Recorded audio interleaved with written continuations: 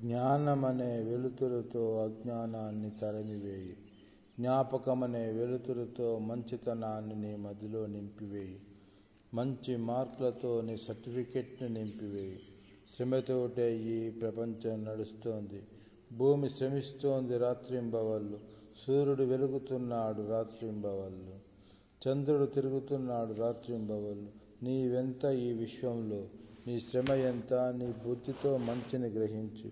నీ బాట రత్నాల బాట వేయి. వెలుతురుతో నీ జీవితాన్ని నింపివేయి. ఆలోచించు, నీ చదువే నీ జీవితం. నిన్ను ముందుకు తీసుకెళ్లేదే నీ చదువు. నీవు చదివించు, చదువుకై తపించు.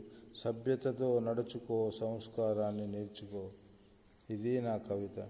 కవిత రాయడం వల్ల మనకు మానసిక వికాసం కలుగుతుంది. షేర్ చేయండి, సబ్స్క్రైబ్ చేయండి, లైక్ కొట్టండి.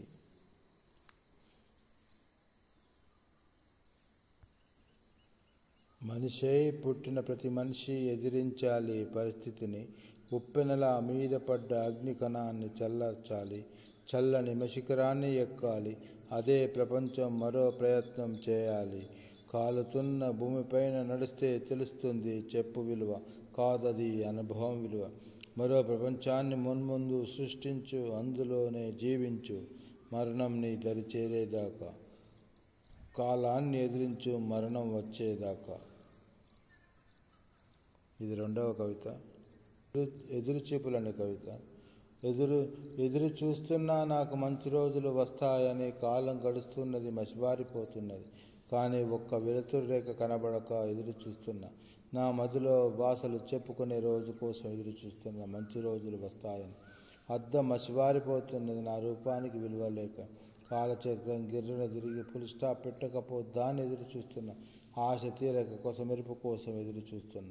పట్టపగలు చుక్కలు మెరవాలని కాదు నా ఆశ. రాత్రి చుక్కల్ని మబ్బు కమ్మి ఉండి నన్ను కాలం మోసం చేస్తోంది. మబ్బులు పోకపోతాయా, చుక్కలు కనబడక